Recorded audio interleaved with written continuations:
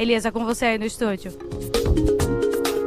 Obrigado, Camila. Às 9h mais 42, a gente passa a conversar aqui com o professor José Menezes, coordenador do Observatório de Políticas Públicas da Universidade Federal de Alagoas, porque a partir de hoje nós temos aula magna e seminário Crise Capitalista, Guerras e os Limites das Políticas Sociais. Bom dia, professor José Menezes, um seminário de extrema relevância, trazendo aí uma autoridade no tema, e é uma grande oportunidade para as pessoas compreenderem por que crise passa a América Latina nesse momento. Bom dia. Bom dia, e mais uma vez agradeço ao espaço. A intenção do Observatório de Políticas Públicas e Lutas Sociais, que é parte do programa de pós-graduação em serviço social, é exatamente organizar esse evento que possibilita discutir a crise, as guerras, mas principalmente os limites das políticas sociais. Hoje, às 14h30, nós vamos ter no auditório da Faculdade de Serviço Social, o professor Oswaldo Codiola vai estar falando sobre a experiência argentina, como que a crise que nós temos na Argentina e a eleição do atual presidente aprofunda todo esse limite. Ao mesmo tempo, nós vamos ter o lançamento de 2 livros. Amanhã, no seminário, aí já no auditório da FEAC, que é a Guerra Israel-Palestina e Crise Mundial, e Guerra da Ucrânia e Crise Mundial. Esse aqui tem um artigo meu, e a intenção nossa é exatamente possibilitar que se junte a graduação, a pós-graduação, as áreas afins, e nós teremos nesse evento a participação de representantes dos estudantes de Delmiro, de Palmeira e de Santana. Então, nossa intenção é exatamente fazer com que o programa de pós possibilite a introdução desse debate, que é fundamental para todos. Bem, quem está conosco é o historiador, economista, escritor, professor da Universidade de São Paulo e da Universidade Presbiteriana Mackenzie, professor Oswaldo Codiola. Mackenzie, não, apenas da Universidade de São Paulo, professor Oswaldo Codiola. É um prazer tê-lo aqui. Um bom dia. Bom dia, Elias. Muito obrigado pelo convite e muito prazer estar aqui e muito prazer estar com o povo de Alagoas através da CBN. Bom, como é que a gente vai traduzir aqui o que será essa aula, que vai tratar também sobre crise econômica na Argentina, consequências que não são apenas para os argentinos, professor, para a América Latina como um todo? É verdade, quer dizer, eu estarei lançando 2 livros, um sobre a crise no Oriente Médio e outro sobre a guerra na Ucrânia. Na verdade, se tivermos que resumir a situação, é mais ou menos a seguinte. Neste momento, nós temos 3 pontos quentes no planeta. Um é a guerra da Ucrânia, com centenas de milhares de mortos. Nós estamos vendo nas notícias nos últimos dias uma guerra que está num impasse, certo? Embora claramente o objetivo de rejeitar as tropas russas em direção da Rússia já tenha fracassado, certo? Nós não sabemos o que vai acontecer exatamente com essa guerra, mas em qualquer hipótese se encontra num pântano. Outro que nós temos é, obviamente, o conflito Israel-Palestina, concentrado na faixa de Gaza, onde temos uma mortandade enorme provocada pela intervenção das tropas israelíes, principalmente contra uma população, não contra um grupo terrorista, porque esse grupo terrorista praticamente não está atuando neste momento, mas contra uma população, certo? Que está totalmente indefesa e que provavelmente vai ser literalmente varrida do mapa, vai ser varrida, em todo caso, a faixa de Gaza vai deixar de ser território palestino. E o terceiro ponto quente, embora não bélico, é a Argentina pela magnitude da crise econômica e logo mais pela magnitude da crise política. As 3 questões têm muito a ver com o Brasil, mas a que tem a ver mais diretamente com o Brasil, evidentemente, é a crise da Argentina, porque o Brasil tem na Argentina um dos seus principais parceiros comerciais, certo? E, em segundo lugar, o Brasil compartilha com a Argentina um mercado comum, que na verdade é uma zona alfandegária comum, dizer que é um mercado comum é um exagero, certo? Que é o Mercosul, certo? E que incrementou enormemente digamos assim, os intercâmbios externos do Brasil desde que foi criado em 1991 e que atualmente, devido às suas tensões internas e agora com a presidência Milei na Argentina, devido à própria política do presidente Milei, está a perigo, certo? Quer dizer, não é Milei que está pondo a perigo o Mercosul já estava a perigo antes da eleição do Milei, quando o Uruguai anunciou que ia realizar tratados de livre comércio com os Estados Unidos, com a União Europeia, à margem do Mercosul, certo? Mas nós temos na situação do Brasil uma situação que aparentemente que não faz parte do cotidiano das pessoas no dia a dia, mas que pode afetar esse cotidiano, que é, de um lado, o bloqueio em que se encontra o tratado comercial entre o Mercosul e a União Europeia, e, por outro lado, as tensões internas de um presidente que fez campanha eleitoral afirmando que o governo brasileiro é um governo comunista, o governo de Lula, certo? E que não pensava ter nenhum tipo de relações políticas nem comerciais com o Brasil. Evidentemente que é uma besteira, obviamente que não se podem suspender as relações comerciais com o Brasil, porque não convém nem à Argentina nem ao Brasil, certo? Mas, e todo mundo tomou essa afirmação de Milei como uma espécie de uma excentricidade de Milei, certo? Que é um cara meio louco, uma espécie de Bolsonaro potenciado, certo? Mas que fazia todo tipo de declarações, muitas delas não eram para ser levadas a sério. Se me interrogarem um pouco mais sobre a Argentina, o que eu vou falar também na UFAO, certo? Não, todas as declarações de Milei são para ser levadas a sério.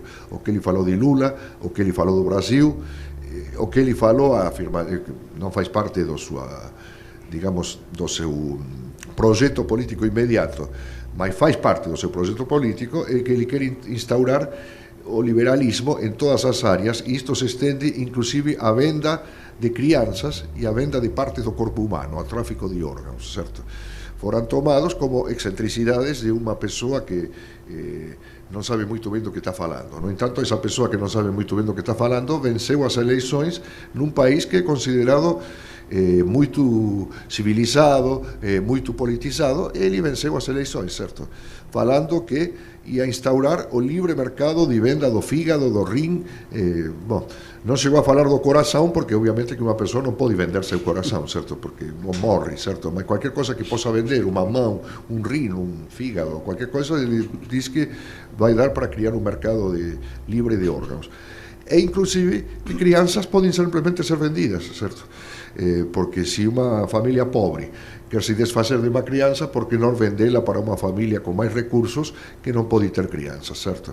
Bom, é para ser levado tudo isso muito a sério, não é para ser levado como uma espécie de excentricidade, e demonstra a situação em que se encontra, digamos assim, o mundo, de um lado, e principalmente a América Latina, a América do Sul, certo? Então tudo isto, de um modo ou outro, vai afetar o Brasil, certo? E vai afetá-lo diretamente, porque se Milei, que está numa situação política muito difícil neste momento, se consolidar, certo? Neste momento está numa briga bastante forte com o Parlamento de um lado, com o Poder Judiciário pelo outro, e está numa briga também com os movimentos sociais, certo? Que estão realizando paralisações em defesa das fontes de trabalho, do salário e tudo mais.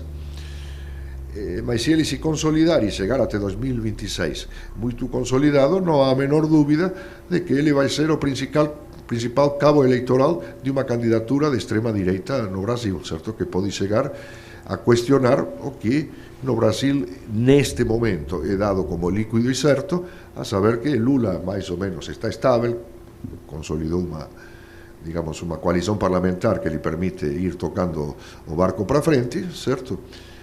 Mas pode-se chegar numa situação de reviravolta, certo? Daqui a escassos 2 anos, certo?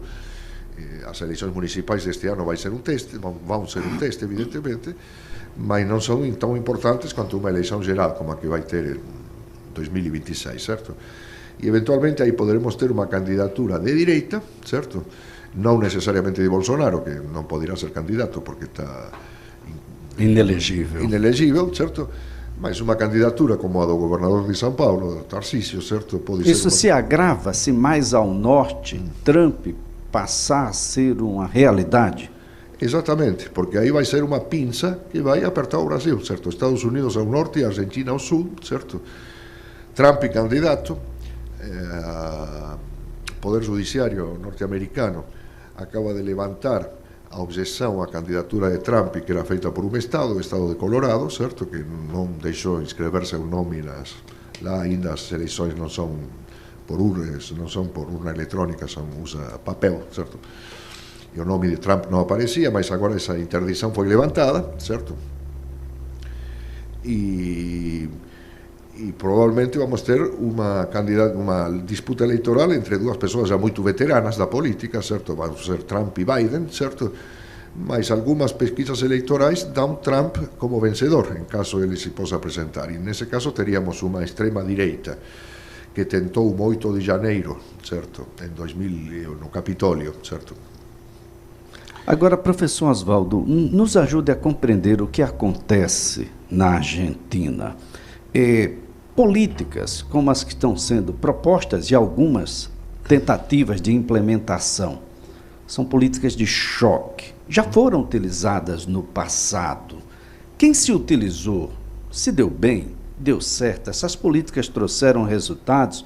Eu fico imaginando aqui os Estados Unidos sem o seu Banco Central, como propôs Milei durante a sua candidatura na Argentina. Claro. Não, políticas, não com esse grau, estamos falando de políticas econômicas, certo? Não com esse grau de radicalidade que está propondo Milei, foram implementadas no passado. Nunca se propôs na Argentina a dissolução, a privatização do Banco Central, como está propondo Milei. Mas que é uma dessas propostas que está ainda para ser implementada. Agora, essas políticas deram certo ou não deram certo? O que quer dizer dar certo em política econômica, certo? Não deram certo. A Argentina, certo? Meneses me propunha uma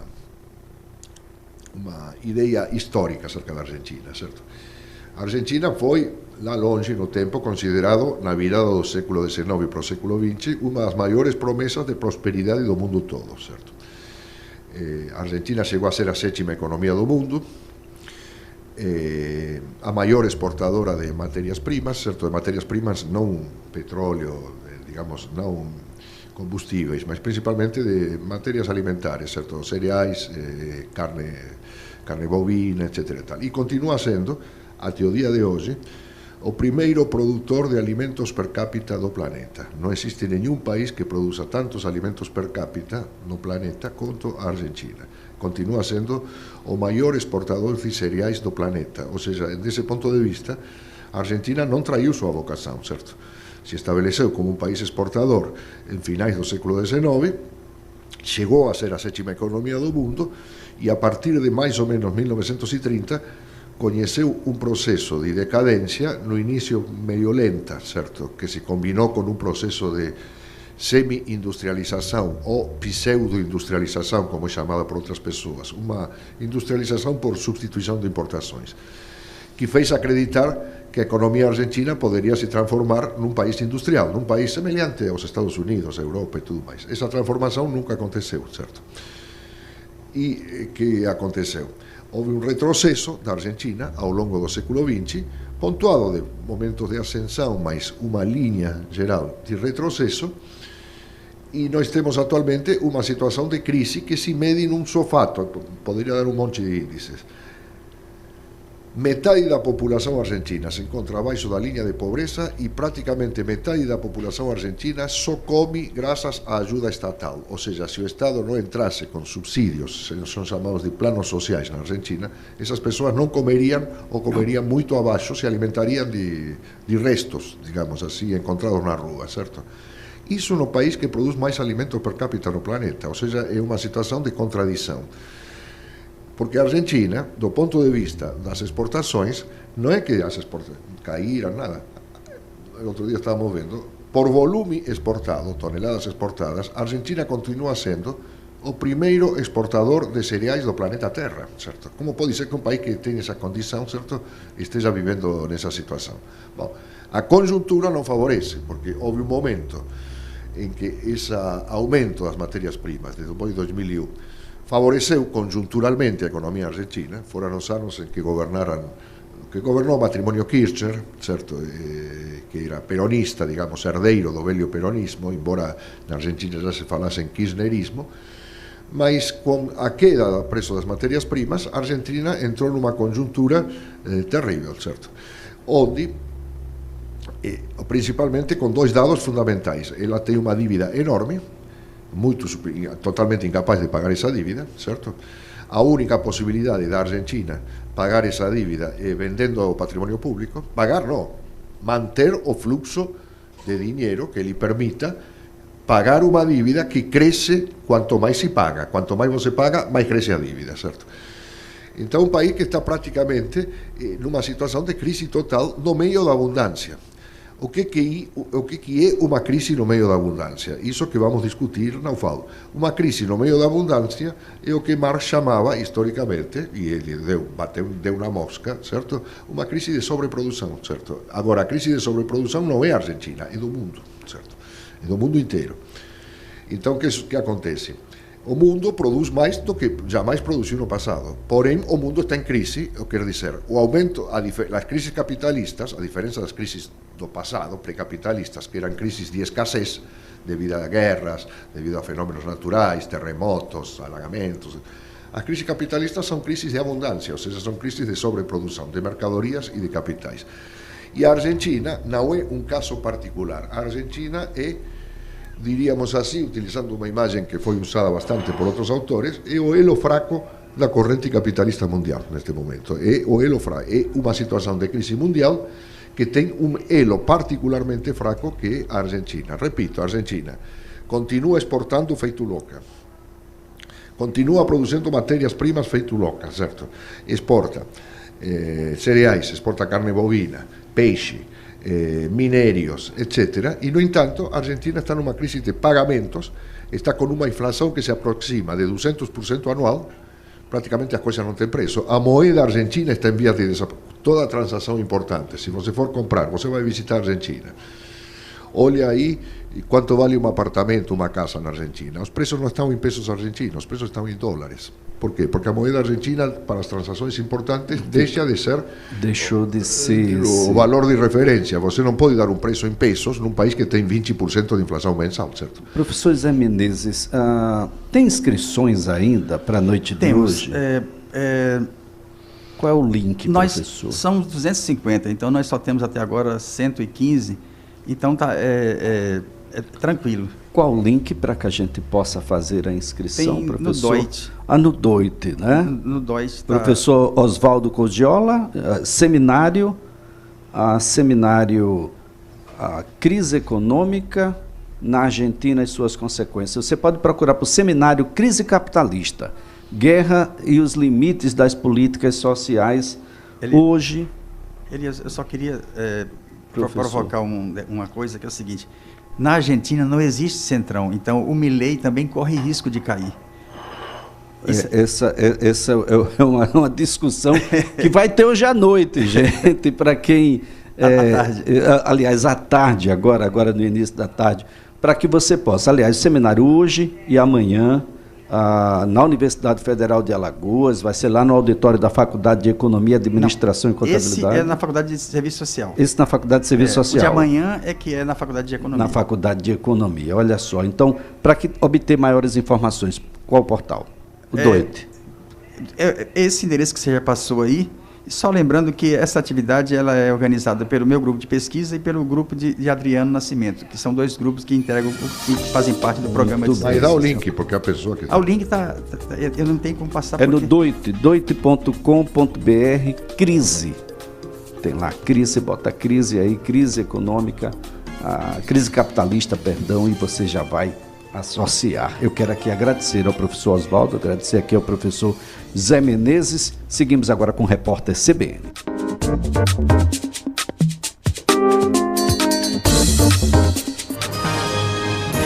Repórter CBN.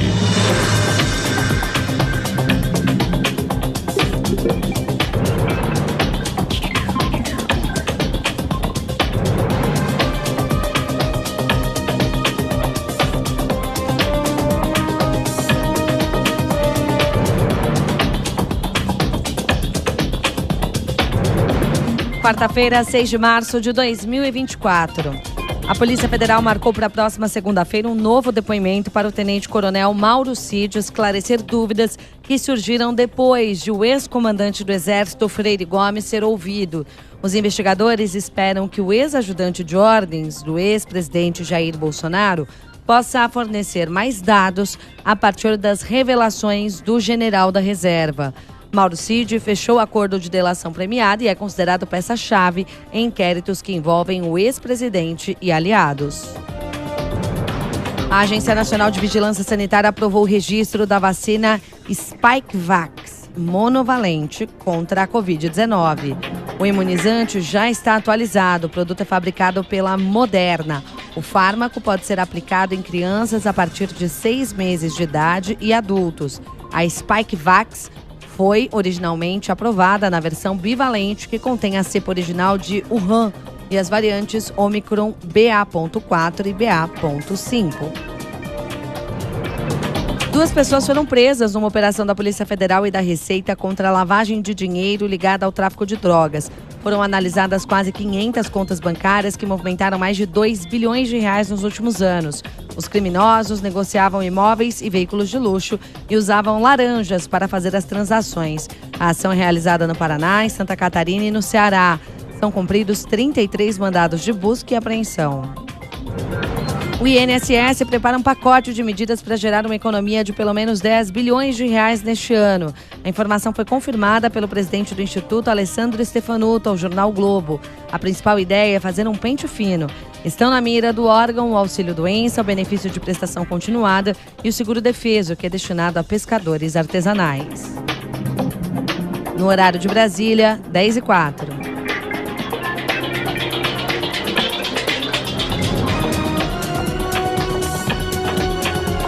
Repórter CBN.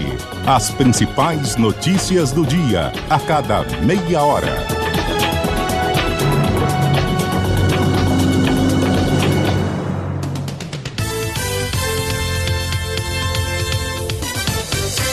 Emergência 24 horas, atendimento humanizado. No coração da Ponta Verde tem um hospital diferenciado. Pra cuidar de você, pra cuidar de toda a família, viver com toda a beleza. Hospital Vida, humano por natureza. Hospital Vida, um complexo hospitalar com tudo o que você precisa. Diretor técnico Dr. Miguel Arcanjo Barbosa, CRM 1345/AR. Que tal acessar seus exames de onde você estiver? Na Diagnose, além dos laudos, você também acessa as imagens dos exames de forma segura pelo computador, celular ou tablet. Diagnose, há 30 anos investindo em tecnologia e excelência para cuidar da sua saúde. Praticidade para você, sustentabilidade para o planeta. Acesse www.diagnose.com.br. Responsável técnico Francisco Chagas, CRMAL 809. Você ligado nos acontecimentos do fim de semana com o CBN Show da Notícia. Nossos jornalistas estão nas ruas e trazem a informação ao vivo em todo o país, além de entrevistas e reportagens especiais, porque a notícia não para na CBN. CBN Show da Notícia, aos sábados e domingos, nas tardes da CBN.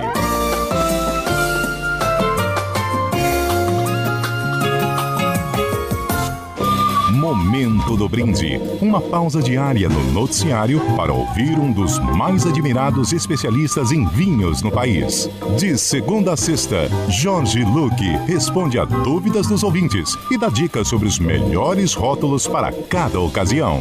Sempre dentro do CBN Brasil. Também disponível no site e no aplicativo da CBN e nas principais plataformas de podcasts. Momento Call de abertura. Toda semana, uma conversa descontraída entre o apresentador Carlos Alberto Sardenberg e o economista Alexandre Schwartzman. As reações do mercado financeiro, as políticas econômicas do governo federal, os indicadores mais recentes e os rumos dos negócios no país. Sempre às quartas, dentro do CBN Brasil. Também disponível no site e no aplicativo da CBN e nas principais plataformas de podcasts.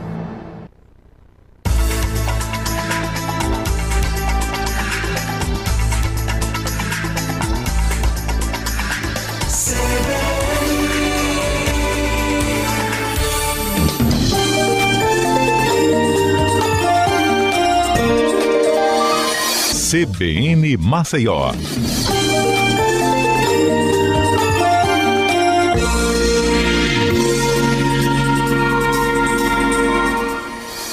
Às 10 horas mais 7 minutos, de volta com CBN Maceió e já direto às ruas da cidade com outras informações de Camila Bibiano.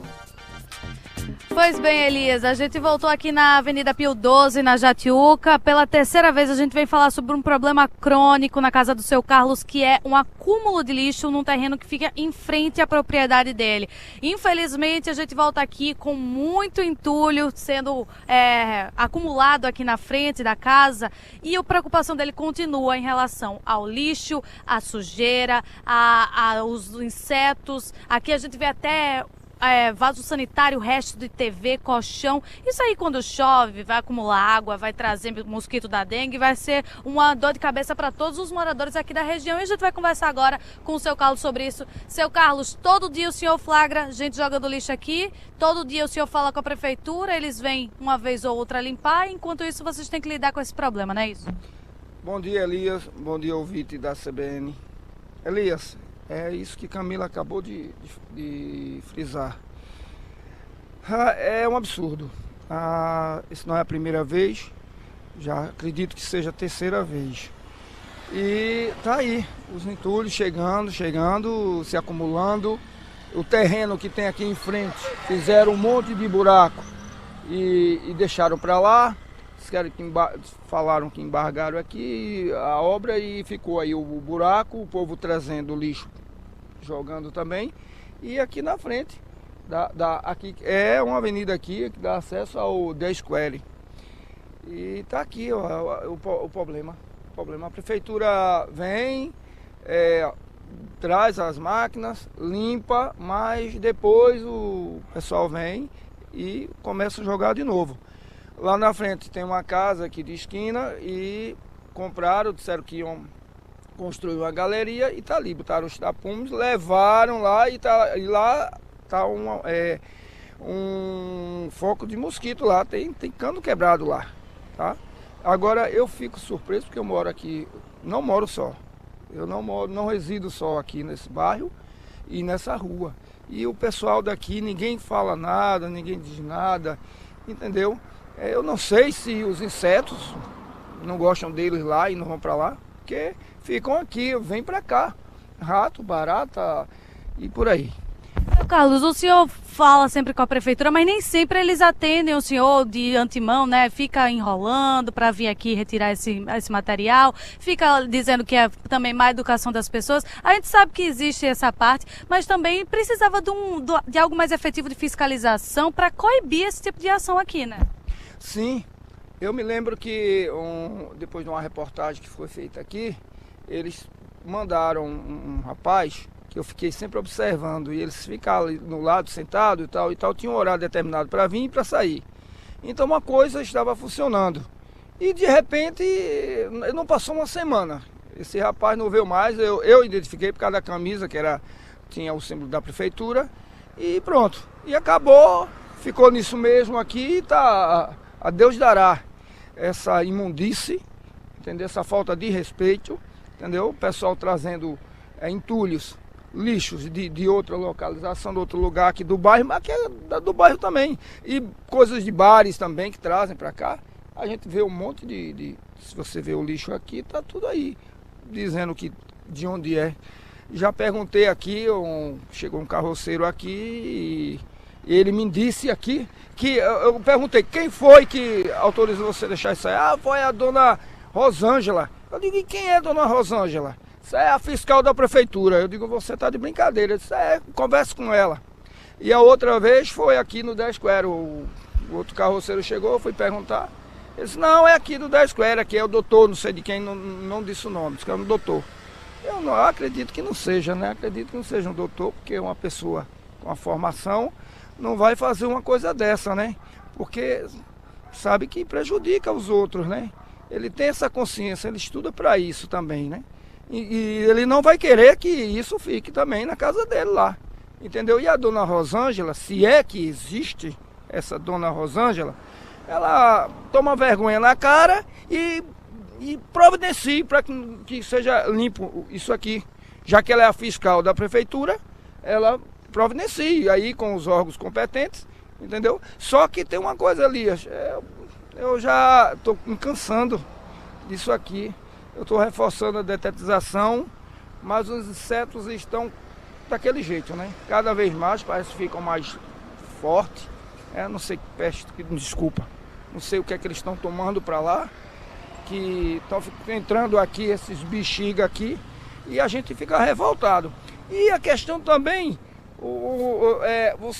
você vê que tem até televisão, dá até para vir aqui um técnico levar para aproveitar peças, tem material de construção aqui, vaso sanitário, dá para levar também. Poxa, se alguém tiver interessado, que venha aqui, faça a limpeza aqui, viu? Foi da árvore, né? Então é um arsenal de coisas, viu, Elias, que está acontecendo aqui, infelizmente, na Avenida Pio XII. Infelizmente, a gente vai reforçar, inclusive, essa questão da poda da árvore, que precisa ser feito pela prefeitura e nunca foi feito em mais de um ano. Mas, infelizmente, é um problema enfrentado por vários moradores de vários bairros, mas aqui a gente traz esse problema da Jatiuca, Avenida Pio XII. Elias, é com você aí do estúdio. Às 10 horas mais 13 minutos, estamos aqui recebendo a presença do advogado, especialista em direito eleitoral, ele também presidente do Partido Solidariedade em Alagoas, Adeilson Bezerra. Um prazer, Adeilson, voltar a vê-lo e tê-lo aqui no CBN Maceió para a gente discutir um tema que é muito caro para quem está nas eleições proporcionais, porque pode ser o elemento decisivo de estar ou não em um mandato.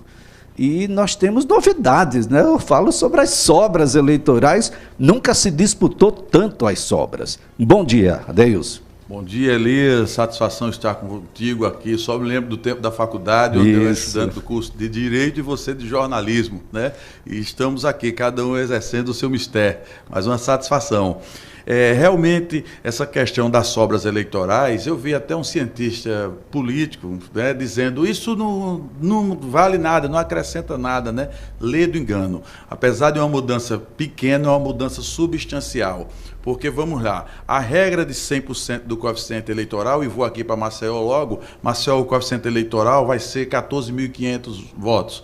Então, quem fizer 100% disso, 14.500, e tiver um candidato com 10%, com 1.450 votos, está participando. Essa é a primeira cena. Segunda cena, quem tiver 80% disso e tiver um candidato com 20%, esse candidato pode entrar. O que é que o Supremo disse recentemente? O que mudou?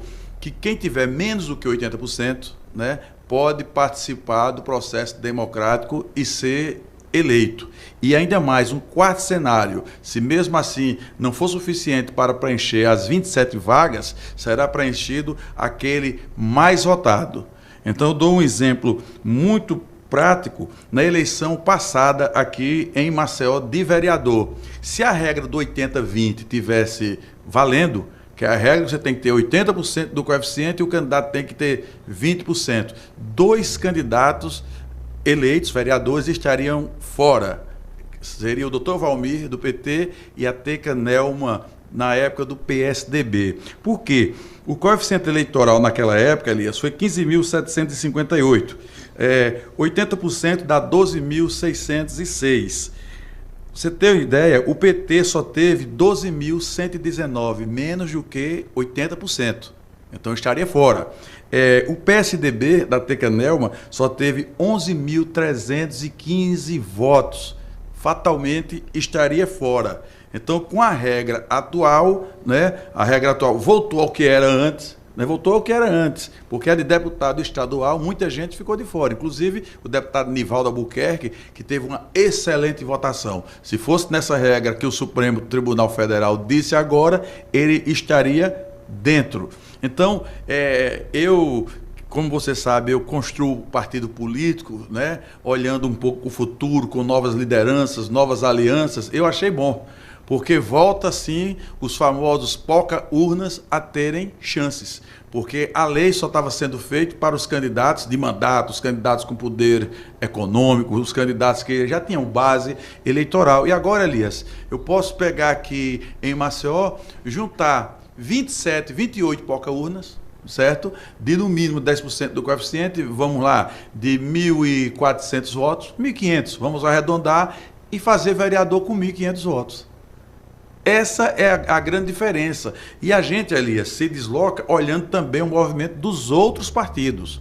Né? Não é só você olhar para o seu umbigo, vou fazer um partido daqui, vou fazer 1 ou 2 vereadores. Você tem que olhar o erro dos outros. Né? Que eu acredito que esses chapões da vida, inclusive que o prefeito de Maceió, o partido dele e tal, vem anunciando que vai fazer um chapão, a gente sempre chama chapão da morte. E voltou a ser mais da morte ainda. Porque a tendência, você pode olhar esse movimento, anote o que eu estou dizendo. Os vereadores vão começar a se dividirem, fazer mini blocos, né, para poder tentar escaparem. Porque no chapão, fatalmente, morrem muitos. Né? Tem grandes votações, mas ficam fora. Então, essa nova mudança, ela traz uma chance para quem é aquele líder novo, que tem poucos votos, que tem pouca estrutura, que é jornalista famoso como você, né? Aí passa a ter uma chance de fazer a disputa. Então, a grande mudança que eu reputo foi essa, das sobras, que as sobras agora estão valendo. Antes elas iam para o lixo democrático, porque você tem ali 70% do coeficiente, ter 10 mil votos aqui em Maceió, e se quer participar de uma sobra, você joga no lixo os votos dados a uma minoria, né? Que para representar a democracia, a maioria e minoria, né? Representar algumas classes que não têm poder econômico. Então, eu gostei demais dessa mudança, porque vem a chance aí para todos. Agora, Adeilson, tem uma dúvida que paira aí na sociedade. Essas mudanças já valem para as eleições do ano de 2024, ou a gente está falando de mudanças só para a próxima eleição em 2026?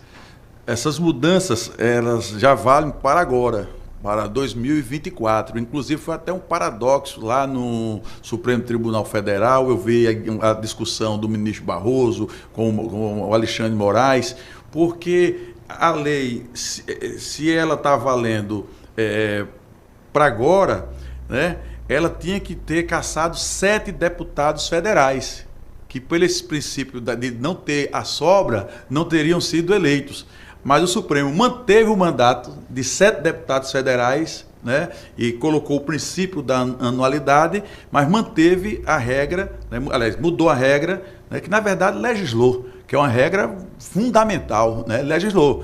Como o TSE, através de resoluções, né, esses advogados, nós advogados, a gente sempre reclama, mas quem reclama mais é o Congresso Nacional, né, é a supressão, estão legislou, manteve, mudou a regra e disse que valia já para as eleições agora de 2024. Então pegou, Elias, muita gente de surpresa, gente que já tem uma estratégia definida de como eleger os seus candidatos, né? A minha eu estava aguardando, estava preparado com 2 formatos. Aí vou colocar agora o plano B, que é esse de eleger pessoas com menos votos. Já vale para essas eleições. Alguns ministros estavam preocupados com a possibilidade do desaparecimento de pequenos partidos, com a regra que se mantinha. Os pequenos partidos estavam sem oportunidade, e a ideia de que um pouco mais adiante essa pluralidade partidária brasileira ia ficar bastante reduzida. Esse era o caminho, né?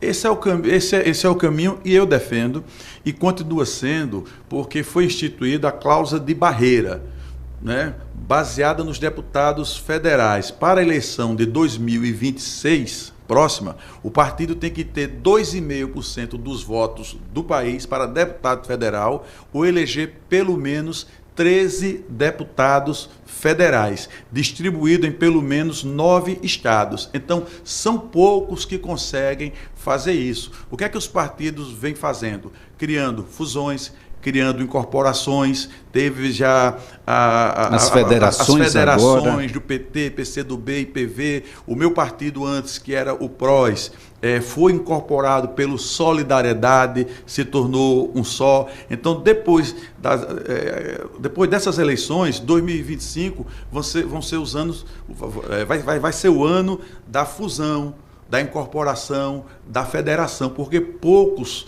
vão vislumbrar atingir esse número de deputados federais. E você ficar de fora do guia eleitoral é uma morte partidária. Você diz, não, tem vários partidos, estão criando até partido corintiano, mas não participa do guia eleitoral, nem tem fundo partidário. Você, sem o fundo partidário, sem um recurso, você não tem condições nem de colocar um combustível num carro de um pré-candidato. Então, é isso que o nosso partido PROS fez, e estamos também vislumbrando uma possível federação mais à frente com outros partidos que estejam mais ou menos no nível nosso. Então, realmente, tanto o Supremo como o Congresso Nacional, o Congresso foi mais forte, né? Por ele ficaria só ali 12, 13 partidos. E o Supremo Tribunal Federal modulou os efeitos, permitiu com que os partidos menores, sem representação no Congresso Nacional, participassem do processo, podem lançar candidatos em todo local do mundo. O que é que eu digo aqui em Alagoas? Tanto faz um partido pequeno como o maior, como o PL, como a Federação Elias, porque só tem televisão em Maceió. Então, o diferencial só é em Maceió, do guia eleitoral. Do guia eleitoral. Né? Depois Arapiraca, que tem algumas rádios, os municípios maiores, mas 70% dos municípios de Alagoas não querem nem saber nem de rádio, porque não tem. Isso, às vezes rádio que opera na clandestinidade, né? Não pode nem exibir o guia eleitoral. Não pode exibir o guia, ou está ouvindo o guia dos outros municípios que podem. Dos outros municípios. Então, para 70% dos municípios alagoanos, tanto faz um partido nanico como um partido gigante. Mas, assim, na prática, você, sem recurso do fundo partidário, sem tempo de TV, você não consegue, por exemplo, ter uma candidatura competitiva, como nós teremos a candidatura do Lobão aqui em Maceió, né? Lobão é do Solidariedade, gente, importante destacar. Lobão é um pré-candidato a prefeito, a gente já pode entender assim, pelo Solidariedade? Pode sim, inclusive já foi homologada essa pré-candidatura dele pelo presidente nacional que esteve aqui na quinta-feira passada, né, Eurípides Júnior, junto com a Marília Reis, que foi deputada federal, foi candidata a governador em Pernambuco, ganhou no primeiro turno, né, perdeu no segundo, mas é nossa líder regional, não é, que nós nos reportamos sempre a ela, nos dá apoio. Então, eu sempre tive essa tese que os partidos aqui em Maceió, os partidos que fazem parte da base do governo Paulo Dantas, que cada partido, no primeiro momento, apresentasse o seu candidato. Essa tese, acredito, o primeiro a lançar fui eu. Ficaram com raiva de mim, não vou dizer quem, mas gente da própria base, não, Adeilson está louco, está querendo diluir. Não. Se já estão dizendo que o prefeito atual é o favorito, se é o favorito, então deixa cada candidato, cada partido, ter a sua tese, né, e defender os seus princípios. Então, o Lobão é um candidato que veio da periferia, já foi o vereador mais votado, já foi deputado, então vai representar muito bem. Como eu torço que o MDB consolide o tio Rafa, o nosso Rafa Brito, o PSB de bola, né, também tem o seu candidato, o PDT tem o seu candidato, a federação tem o seu candidato, né? Eu acho uma estratégia melhor. Todo mundo tendo um papel definido, agora sem laranjismo. Laranjismo é você bater num candidato tal, né, sem propósito nenhum, né, produzindo fake news, tudo isso, né, onde o guia eleitoral serve, inclusive, de base para uma outra agremiação, né. Eu defendo um processo limpo que cada partido possa lançar. E o nosso Lobão, curiosamente, todas as pesquisas está em terceiro lugar. Todas. De todas as pesquisas? Todas. De todos os lados? De todos os lados. Então, é um candidato que nós vamos, assim, dar uma estrutura de marketing, né, que ele possa ter essa roupagem diferenciada, que você viu que até o cabelo ele cortou, né? É um Lobão diferenciado. A juba foi retirada, nós temos aí... O Lobão tem muita coisa que a sociedade, quando fala assim, cannabis sativa, quando fala em canabiol, ele fala para efeitos medicinais. A população fica pensando que é para os maconheiros, para dar maconha de graça ao pessoal. Eu disse, professor Gustavo, que é nosso presidente municipal, disse, professor, a gente tem que explicar isso, colocar depoimentos, que é para efeitos medicinais, né, para determinados males, determinadas doenças. É isso que o Lobão, mas às vezes ele não consegue explicar. Aí por isso que tem que vir os aliados do partido e defender isso. Essa questão do banheiro, que foi ele que mais fazia banheiro aqui, né? Então, tem muita coisa que nós vamos ajudar a melhorar a imagem do nosso querido Lobão. Agora, no ponto de vista da base, aqueles que estarão acompanhando o Lobão, né, naturalmente, caso seja eleito aí o prefeito da cidade de Maceió, na Câmara Municipal, como é que está? A base do Solidariedade Paraproporcional já está definida ou procurem Adailson Bezerra, procurem o Solidariedade, Felícia, o Solidariedade? Aliás, a gente vai ter uma janela agora, não é isso, Adailson? Perfeito, Elisa. A janela começa dia 7, amanhã, não é isso? Dia 7 e vai até o dia 5 de abril.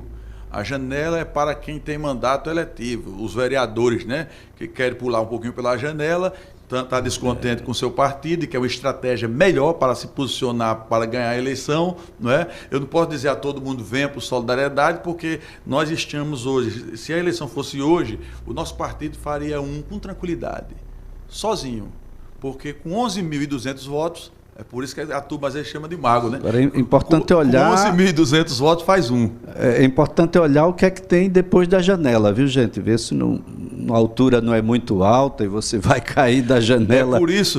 É por isso, Elias, que a nossa estratégia é o seguinte: se tiver de vir, nós só vamos admitir um vereador com mandato.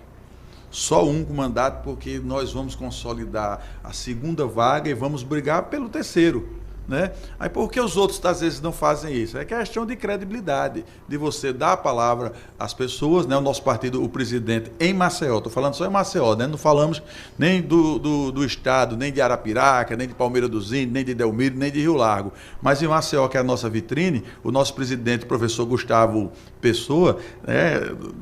Que é pré-candidato a vereador, já organizou o partido, que nós estamos já tranquilozinho, com o Pastor Barbosa, vários candidatos. Isso estimula, né, quem está dentro do partido, que você tem um com mandato, que já vai ali com a envergadura maior do ponto de vista de votos, mas os demais estão numa condição parecida, brigam por uma segunda ou uma terceira vaga, porque o nome escada, definitivamente ninguém quer levar. Eu digo assim, ora direis, em todas as eleições, alguém será a escada de alguém. Infelizmente, você às vezes faz um cálculo que a pessoa vai ter 3.000 votos e a pessoa aparece com 500. Com 500 votos teve problema, né, ou financeiro, ou problema de estruturação de campanha, às vezes você termina sendo escada de alguém. Mas o escada, aqui no Solidariedade, ele pode se eleger. Por isso que o nosso patamar é de 1.500 a 2.000 votos. Estamos buscando gente com esse perfil. E todos que estão no partido, pode ter um, Elias, que tenha 4, 5 mil votos, mas o nosso perfil é de escadas. É um monte de escada, um escada ajudando o outro ali, né? E todo mundo subindo. E todo mundo subindo, né? Para o mandato eletivo e servir a cidade de Maceió. Muito bem, Adailson, muito obrigado mesmo, prazer tê-lo aqui. Elias, satisfação, viu? Estou às ordens, sempre bom estar aqui contigo, parabéns pela condução do programa. Muito obrigado. Vamos então ao repórter CBN.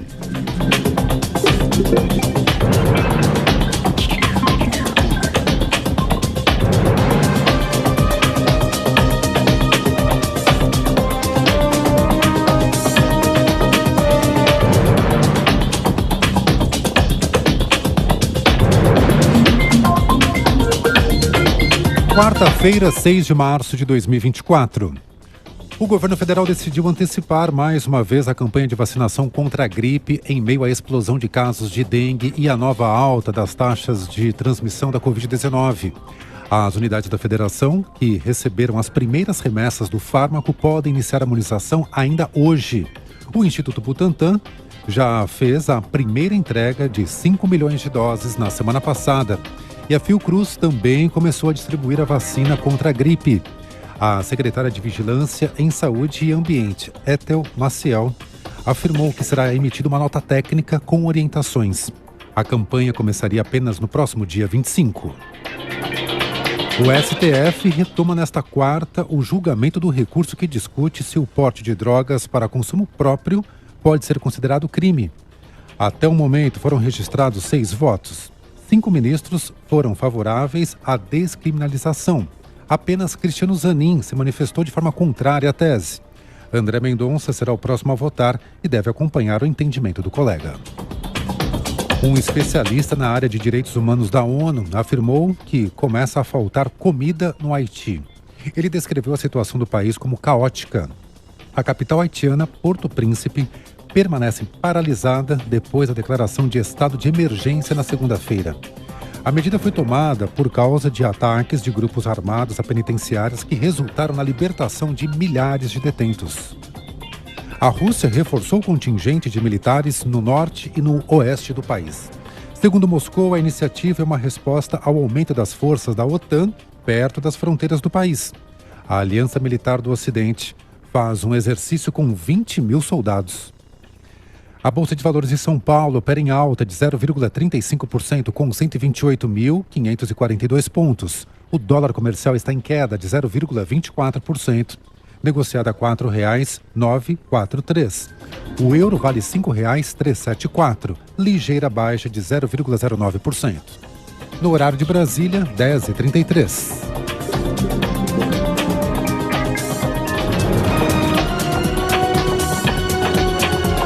Repórter CBN. As principais notícias do dia, a cada meia hora.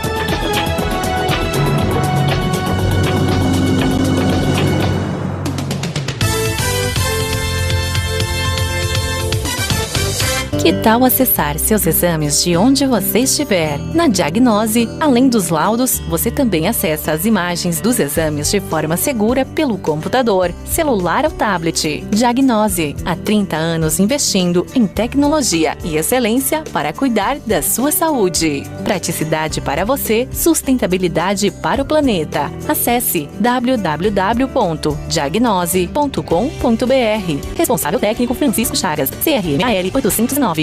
Um dos nossos compromissos com Maceió é apoiar a capacitação, profissionalização e geração de renda dos moradores nos bairros afetados. E foi exatamente colhendo a opinião dos moradores que o Aprendi no Flechal nasceu. Desde setembro de 2023, 7 cursos gratuitos com 20 vagas cada já foram ministrados. Os moradores participantes receberam certificado das instituições parceiras Senac e Senai e já estão prontos para empreender ou arrumar um novo emprego. E outros cursos e vagas ainda serão lançados. O Aprendi no Flechal é uma das 23 medidas socioeconômicas do Projeto Flechais para promover o acesso a serviços públicos e incentivar a economia local. Acompanhe tudo o que vem sendo feito em braskem.com.br/compromissos Maceió, porque manter você informado também é um dos nossos compromissos com a cidade.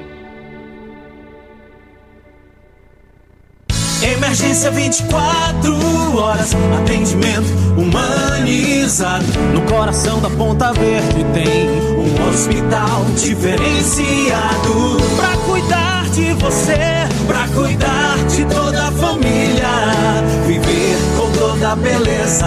Hospital Vida, humano por natureza. Hospital Vida, um complexo hospitalar com tudo o que você precisa. Diretor técnico Dr. Miguel Arcanjo Barbosa, CRM 1345/AL.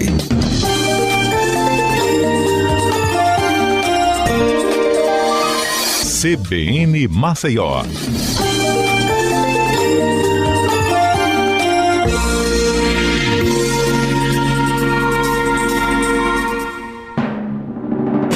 Previdência em Pauta, com Marcelo Lima. Olá, eu sou Marcelo Lima, educador previdenciário do INSS, e você que acompanha aqui o Previdência em Pauta na Rádio CBN fica muito bem informado sobre Previdência. E hoje vamos falar sobre diaristas e empregadas domésticas. Elas são diferentes perante a Previdência Social?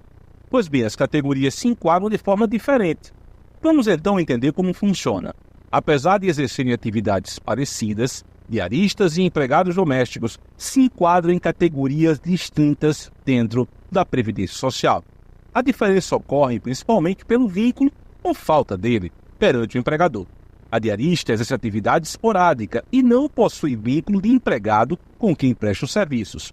Já o empregado ou empregada doméstica trabalha de maneira contínua, 3 ou mais vezes por semana para o mesmo empregador, o que constitui, nesse caso, o vínculo empregatício. Essa diferença vai impactar na forma de contribuir para o INSS.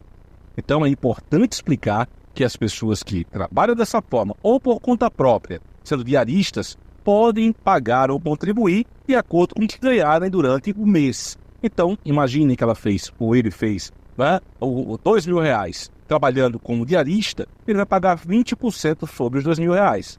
Mas ele conseguiu o salário mínimo, por exemplo, ele pode optar por 11%, que hoje está R$ 155,32, porque o mínimo, 1.412, multiplicado por 11%, dá esse valor. É importante explicar que não é uma escolha, é em razão de quanto a pessoa ganha. Se ela ganha acima, ela vai pagar 20%. Se ela ganhar até o mínimo, a opção desse plano simplificado no valor de 11%. Vale ainda ressaltar que, sendo diarista, você pode se enquadrar como microempreendedor individual. E como é que isso funciona? O microempreendedor individual, ele paga o valor de 5% do mínimo, ou seja, pouco mais de R$70, e fazendo um serviço, né, basicamente você tem que pagar mais R$5 de ISS, que é o Imposto sobre Serviços. Então aí você tem um valor, uma quantia, né, menos que R$80, você consegue sim ter acesso aos benefícios da Previdência. Todos eles. Eu falo todos, mas uma vez que você seja contribuinte individual, né, que é o caso do MEI, não teria o auxílio acidente, mas os demais, todos os benefícios previdenciários. Para no caso do doméstico, aí todos os benefícios previdenciários garantidos, inclusive o auxílio doença, né? E os direitos também trabalhistas, 13º, férias, né? O FGTS, multa de 40%, seguro-desemprego, entre outros. O único benefício que o doméstico não tem é o PIS, porque não traz lucro, né? É bom ressaltar, então, qual é o conceito de empregado doméstico. É aquele que trabalha para a pessoa família, em ambiente residencial, por mais de 2 dias, nesse caso, sem fins lucrativos. Aí você tem o conceito do empregado doméstico, que pode ser qualquer profissão, tá? A profissão do empregado doméstico. O empregado doméstico é a forma de enquadramento para fins previdenciários, né? Por exemplo, o médico da família, ele é empregado doméstico. O piloto do helicóptero, né, que trouxe o senhor, a senhora que está me ouvindo agora, o motorista particular, né, nesse caso, eles também são enquadrados como empregados domésticos, caseiros, né, cuidadores de idosos, todos aqueles que trabalham para a pessoa família são enquadrados como, nesse caso, empregados domésticos. E é muito simples para você fazer a inscrição como um contribuinte individual. Você que é diarista, você pode fazer pelo site nss.gov.br ou gov.br/INSS.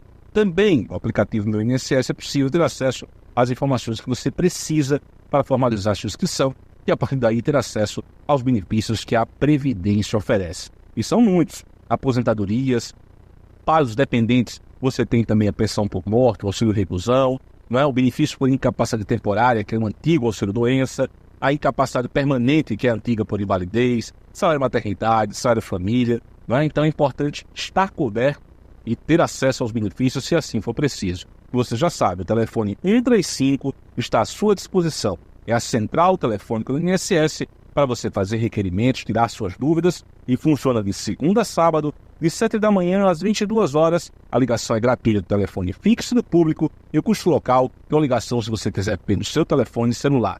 Também você sabe que 24 horas à sua disposição o aplicativo Meu INSS com mais de 100 requerimentos disponíveis para você.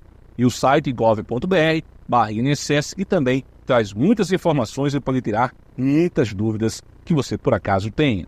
Aproveitando o ensejo, desejo um feliz e extraordinário Dia da Mulher no próximo dia 8, para você que nos acompanha agora.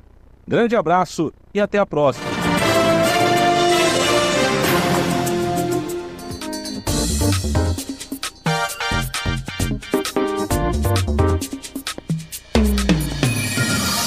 Às 10 horas mais 41 minutos, de volta com o CBN Maceió, para a gente conversar um pouco. Aliás, é algo que a gente tem conversado muito, não só o ano passado, mas esse ano, que é a situação dos motoristas que trabalham por meio dos aplicativos. São vários os aplicativos aqui no Brasil. Bom, qual é a relação que a gente tem? É de emprego? É de trabalho? Tem direitos? Não tem? São autônomos? Não são? Enfim, há um projeto de lei, há um documento criado pelo o governo federal para que a gente possa, de fato, chegar à condição de entender. tem direitos, que direitos são esses? É uma nova categoria que se cria do ponto de vista do entendimento trabalhista. Como é que o Supremo vai discutir isso? Porque o Supremo vai para um lado e a magistratura trabalhista vai para outro. Bom, é um balaio de gatos grande e é preciso que a gente traga alguém grande aqui para nos ajudar a compreender. Doutor Henrique Messias, advogado trabalhista e empresarial, antes de mais nada, muito obrigado por nos atender sempre e ajudar aos milhares de motoristas de aplicativo que nos escutam nesse momento, e talvez a gente tenha encontrado um alento aí, algo intermediário, talvez não seja o que eles gostariam, mas é muito melhor do que o que a gente tem hoje, ou não. Doutor, bom dia. Bom dia, amigo Elias, eu que agradeço pelo convite, né? É sempre uma satisfação estar aqui com o amigo dividindo a bancada, agora presencialmente, né? E para tratar de um assunto tão importante, né, Elias? Como você já colocou, é uma discussão que vem sendo travada já há muito tempo. Esses trabalhadores, eles são empregados? Eles são autônomos? Qual a relação que se estabelece entre o trabalhador e o aplicativo? Existe a subordinação que justifique a assinatura de carteira desses trabalhadores? Eles têm direito a FGTS, a 13º, a férias, a rescisão, a aviso prévio, etc.? É uma grande discussão, Elias, desde o surgimento, na verdade, dessas novas formas de relação de trabalho. E essa discussão ela vinha sendo colocada para análise pela nossa Justiça do Trabalho, porque nós não tínhamos absolutamente nenhuma regulamentação, nenhuma lei que tratasse sobre isso. E o que nós tínhamos à época era a CLT de 43, ou seja, com mais de 70 anos, prevendo uma relação de emprego clássica com aquelas características da relação de emprego clássica, e a gente tinha a interpretação do magistrado trabalhista. Era relação de emprego? Não era relação de emprego? Alguns entendiam que sim, outros que não. O STF, o Supremo Tribunal Federal, a jurisprudência no sentido de que é um trabalhador autônomo, mas agora, finalmente, nós temos ao menos um projeto de lei, um indicativo, que partiu do Poder Executivo, direcionado ao Congresso Nacional, para tratar e disciplinar essa matéria extremamente necessária. O governo federal vai num bom caminho quando diz, olha, a CLT, até pelo tempo em que foi proposta e implementada, ela não previa essa situação. E ela não prevê essa situação. O caminho do autônomo é um caminho, bom, diríamos, mais equânime, com a realidade, mais provável, e o próprio Congresso deve, de alguma forma, acolher essa pretensão, doutor? Sim, Elias, veja só, seria interessante a gente deixar claro a diferença básica entre o autônomo e o empregado. E qual é a principal diferença? O autônomo, como diz o próprio nome, Elias, ele tem autonomia, ele não tem a subordinação do empregado. Por exemplo, o autônomo não tem a obrigação de começar a trabalhar às 8 horas da manhã, parar para o almoço, retornar após o almoço e trabalhar até às 18, que é o que geralmente os empregados fazem. O autônomo não tem a obrigação de seguir determinadas regras da empresa, exemplo de usar uniformes. Tá? O autônomo ele tem toda uma autonomia para definir quando ele vai começar a trabalhar, quando ele vai parar de trabalhar e etc.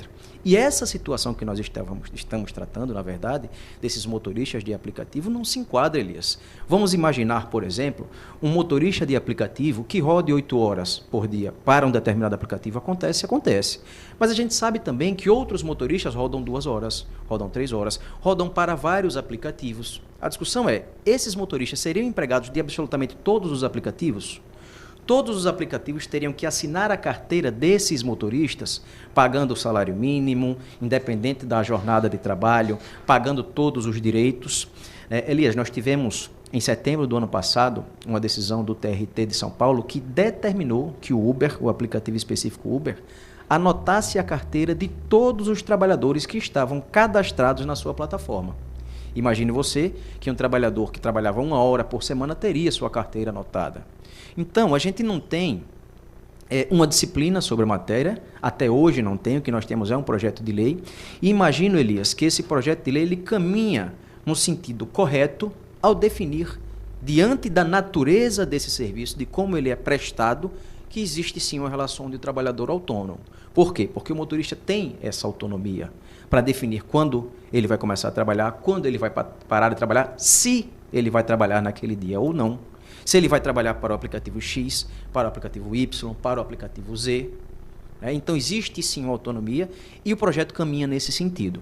Esse projeto, Elias, ele é fruto de uma negociação de aproximadamente 10 meses, uma negociação que envolveu o governo federal, representantes do Poder Executivo através do Ministério do Trabalho, envolveu representantes das associações dos motoristas, envolveu representantes das associações das empresas e isso foi amadurecido. O resultado foi um projeto que chegou à conclusão que a melhor forma, o melhor caminho seria o reconhecimento da autonomia desses trabalhadores. No entanto, são trabalhadores autônomos com direitos mínimos. E é isso que inova o projeto. É isso que inova, que torna isso uma nova categoria, porque apesar de ser autônomo, essa autonomia tem alguns limites. Perfeito, Elias, perfeito, exatamente, né? O projeto ele inova quando ele traz esses direitos mínimos para os trabalhadores autônomos.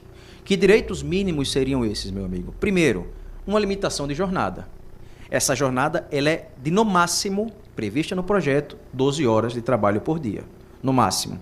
Claro que pode ser menos. Além disso, uma remuneração mínima. Veja que a gente não fala de salário, porque salário é pago ao empregado. A gente fala de remuneração. Essa remuneração mínima seria de R$ 32,08. Lembrando que, desses R$ 32,08, 75% são destinados a cobrir as despesas daquele trabalhador com a execução de serviço. Por exemplo, combustível, a manutenção do veículo, o seguro do veículo, certo? E 25% se entende como a remuneração do trabalho, Elias. Aproximadamente R$ 8,232 são, de fato, a remuneração daquele trabalhador. E essa seria os R$ 32,00. Isso é por hora, mínima. Por dia? Por hora de trabalho. Hora de trabalho. E o que é que o aplicativo, o que é o projeto de lei diz ser hora de trabalho? Isso é importante. Não é a partir do momento que o motorista ele entra ou ele acessa o aplicativo, mas a partir do momento que ele aceita a corrida do cliente e até o momento em que ele termina, ele finaliza aquela corrida. Então vai contando, na verdade, por meio do número de horas que ele efetivamente está em movimento por meio da ação do aplicativo. Perfeito, perfeito. São as horas efetivamente trabalhadas na condução do cliente, na verdade, desde a aceitação da corrida, né, quando ele vai buscar o cliente, pega o cliente e deixa no destino final. Essas são as horas efetivamente trabalhadas e essas horas seriam remuneradas, cada uma delas, com a remuneração mínima de R$ 32,08. Isso a remuneração. Perfeito. Ele ainda vai continuar ganhando aquilo que é o percentual da corrida. Não, veja, esse é um valor mínimo e a gente está dentro dessa remuneração englobando a remuneração dele, trabalhador, e esse valor destinado às despesas. Perfeito, perfeito. Entendeu, Elias? Então, 75% seriam para cobrir as despesas e 25% a remuneração do trabalhador. Lembrando que essa é a remuneração mínima por hora trabalhada. A gente sabe que os aplicativos, se você pede aquele transporte em horário de pico, por exemplo, você tem um valor maior, você paga um valor maior. Então, tudo isso será considerado e o trabalhador pode sim receber um valor maior por hora de trabalho. O que ele não pode receber é menos que esse valor previsto na nova lei, na verdade, no projeto de lei que foi submetido ao Congresso Nacional para avaliação. Bom, como é que os aplicativos receberam isso? Como é que os próprios trabalhadores de aplicativo vêm repercutindo esse projeto de lei? Perfeito, Elias. Como nós tivemos toda essa discussão, esse grupo de trabalho que durou aproximadamente 10 meses, tivemos toda essa discussão, eu diria que as empresas receberam até de uma forma melhor que os trabalhadores. As associações estão questionando muito esse projeto de lei, estão questionando por quê? Porque consideram que a limitação de jornada não é interessante, consideram que a forma de apuração dessa jornada também não é interessante, porque entendem que a jornada deveria ser apurada a partir do momento que ele acessa o aplicativo e não a partir do momento que ele aceita a corrida. E, além disso, a partir do momento que esse projeto de lei é aprovado, esses trabalhadores passarão a contribuir para a Previdência Social, em cima dos 25% dos R$ 32,00, tá, Elisa? Em cima dos R$ 8,00. Eles terão a contribuição de 7,5% desses R$ 8,00, dos 25%, e as empresas contribuirão com 20%. E os trabalhadores, as associações, pelo menos até onde eu vi, as entrevistas que eu vi, né, muito recente a discussão, eles são contra esse desconto para a Previdência Social. Então, o projeto tem recebido mais críticas dos trabalhadores do que das próprias empresas. Olha só, mas esses trabalhadores não vão acessar direitos previdenciários nessas condições? Perfeito, Elias. A ideia da remuneração, do desconto da remuneração, né, da contribuição para a Previdência, é exatamente que ele tem acesso a todos os benefícios da Previdência Social. Se aquele trabalhador, eventualmente, perde a capacidade para o trabalho durante um tempo, ele vai receber um auxílio previdenciário, auxílio-doença. A trabalhadora mulher gestante, a partir do momento que ela faz a opção pela licença maternidade, naquele prazo de até 28 dias antes do parto ou do momento do parto, ela terá direito à licença maternidade. Esses trabalhadores terão direito à aposentadoria, em virtude dessa contribuição para a Previdência Social. Então, esses direitos estão sendo assegurados aos trabalhadores nesse projeto de lei e o principal, eu diria, Elias, é a preocupação social com essas pessoas que, no momento que não podem trabalhar, terão a segurança da Seguridade Social. E isso é extremamente importante, ainda que tenha sido discutido e apontado como uma situação a ser ainda analisada pelo Congresso Nacional. Esse era o ponto que eu ia colocar. Isso não são números, pontos e vírgulas finais. A gente vai ter uma discussão legislativa, mas parece-me que o escopo do projeto traz um conceito diferenciado do que vinha sendo discutido até o momento. Sim, Elias. Se discutiu muito a existência da relação de emprego, se existe a relação de emprego, se há necessidade de anotação de carteira de trabalho. A Justiça do Trabalho, em alguns momentos, decidiu que sim, em outros momentos que não. O Supremo Tribunal Federal entende que é uma relação de autônomo, e a gente tem essa inovação: autônomo com garantias mínimas, remuneração mínima, limitação de jornada de trabalho, direito à previdência, as contribuições e os benefícios previdenciários. Tá? É uma situação que está sendo colocada para o Congresso Nacional, foi colocada em regime de urgência, então o prazo para a análise pelo Congresso Nacional será reduzido, mas talvez tenhamos sim alguma mudança nesse projeto, ainda que ele tenha sido discutido entre os representantes do Poder Executivo, das empresas e dos trabalhadores durante aproximadamente 10 meses. E lembrar que apenas os motoristas que estão nos aplicativos, os entregadores, não participaram dessa discussão ou se negaram. Na verdade, Elias, os entregadores também participaram, assim como as empresas de entrega, a exemplo da maior delas que é o iFood, mas os entregadores e as empresas de entrega não chegaram a um acordo no que diz respeito principalmente ao valor da remuneração mínima. Da remuneração. Isso. E por isso, o projeto foi encaminhado para o Congresso Nacional só com um acordo entre os motoristas e as empresas de transporte, e não entre os empregadores e as empresas de entrega. Muito bem. Doutor Henrique Messias, foi um prazer tê-lo aqui no CBN Maceió. Agradeço, meu amigo, estou sempre à disposição. Vamos acompanhar, para e passo, tudo isso. A gente segue agora com informações de Camila Bibiano. Pois bem, Elias, estamos aqui na OAB Alagoas, onde está sendo sediado o segundo encontro da mulher com deficiência. Esse encontro que está acontecendo na segunda edição, muito importante na Semana da Mulher, para trazer essa pessoa, essa mulher também com deficiência, que deve ser lembrada nesse momento. Eu estou aqui com a secretária da SECDEF, a Aline Rodrigues. Secretária, muito obrigada por falar aqui com a gente da CBN. Muito importante um momento como esse, a senhora integrando também ali a mesa de honra para falar com esse público, com essa mulher, né? Sim, muito bom falar com você sempre. Elias, um abraço. Eu quero dizer que assim, é a segunda edição, é muito importante que a gente dê continuidade às discussões que iniciamos o ano passado. A nossa secretaria é bem novinha, temos um ano, mas a gente já realizou muitas atividades de lá para cá, né? Então a gente tem números expressivos e significativos que se revertem em políticas públicas voltadas à população.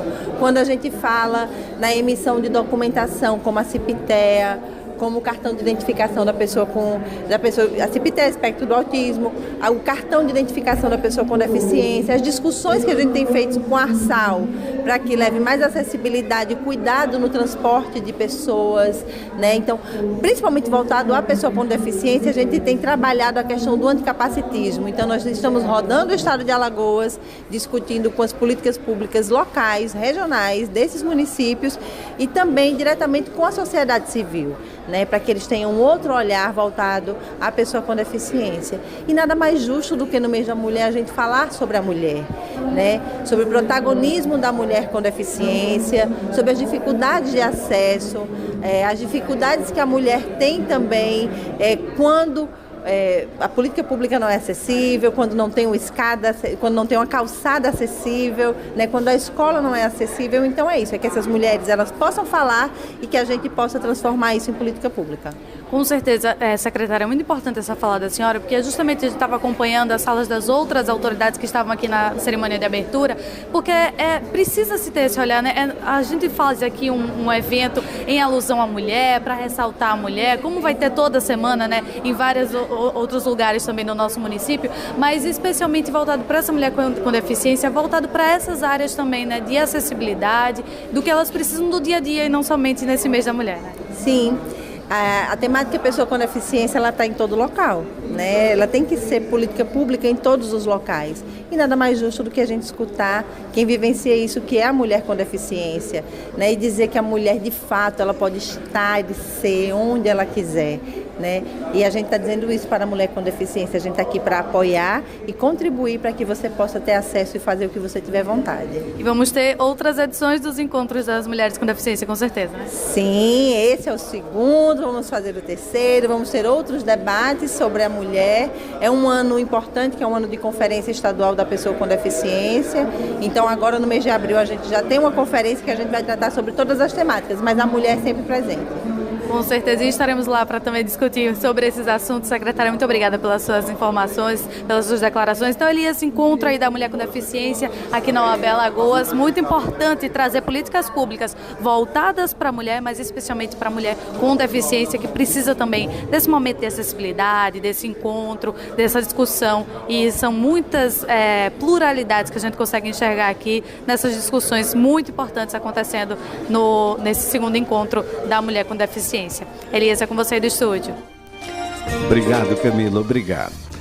Às 10 horas mais 58 minutos, olha, é assim que a gente vai colocando aqui um ponto final no CBN Maceió desta quarta-feira, 6 de março de 2024. O programa contou com os trabalhos técnicos de Alex Melo, as reportagens de Camila Bibiano, a produção é de Flávia Iese e a direção de jornalismo de Marcos Vasconcelos. Apresentação: Elias Ferreira. De volta amanhã, a partir das 9 da manhã, com o CBN Maceió, que é feito para você. Daqui a pouquinho a gente tem as informações de esporte. Em seguida você também ficará com as informações do repórter CBN. Até lá!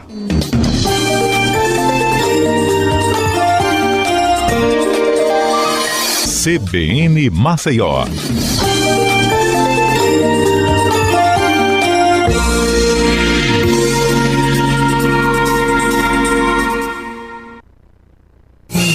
Os principais destaques do futebol e também o que acontece fora dos gramados estão no radar do jornalista Paulo Vinícius Coelho.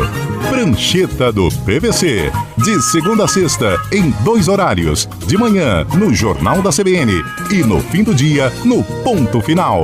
Também disponível no site e no aplicativo da CBN, assim como nas principais plataformas de podcasts.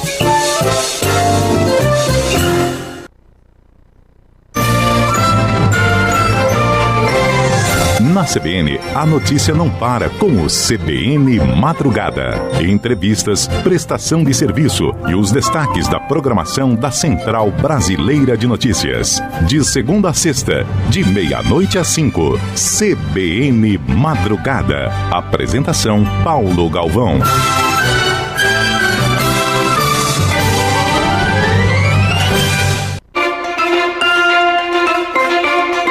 As armadilhas da nossa língua com o professor Pasquale. As polêmicas